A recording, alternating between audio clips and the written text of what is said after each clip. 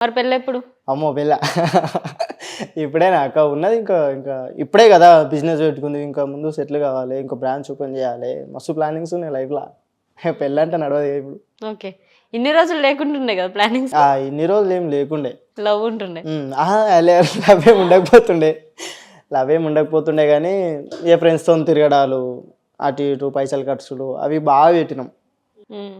ఇక తర్వాత కొంచెం ఏజ్ వచ్చిన తర్వాత ఇది కాదురా లైఫ్, ముందు ముందు ఇంకా ఇప్పుడు అన్ని ఉంటేనే పిల్లలు ఇస్తారు, లేకపోతే ఇత్తలేరు రా అని డిసైడ్ అయ్యి ఒక్కొక్కడు ఇప్పుడు మెల్లమెల్లగా సెటిల్ అవుతున్నాం. ఓకే. లైఫ్ మీద నీ గోల్ ఏంటి? లైఫ్ మీద గోల్ ఏం లేదు, కానీ నాకు ఒకటి అర్థమైంది ఏంటంటే మనం ఉడతా ఉంటే ఎవరు మన దగ్గర రారు.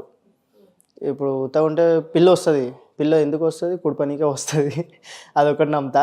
అన్నీ సెటిల్ అయిన తర్వాత పిల్ల వస్తుంది, ఫ్యామిలీ వస్తారు, మామయ్యలు వస్తారు, అవన్నీ దాకా దేకనోడు ఇప్పుడు వచ్చి మన దగ్గర ఫోన్ చేసి అడుగుతారనమాట బాగున్నావా అని. అంతమందుకు ఎవరు కూడా దగ్గర రాకోరు, ఇప్పుడు వస్తున్నారు అంత సెటిల్ అయిన తర్వాత.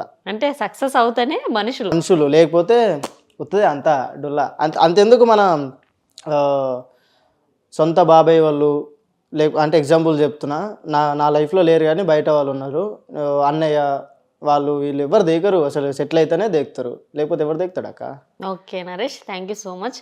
అండ్ నిజంగానే కానీ గ్రేట్ తెలుసా, ఒక పర్సన్ ఎవరు లేకుండా ఉండడం అంటే. అవునా కదా? ఫేస్ చేసి ఉంటావు కానీ అవన్నీ ఇప్పుడు ఎందుకు లేనట్టుగా చెప్పట్లేదు.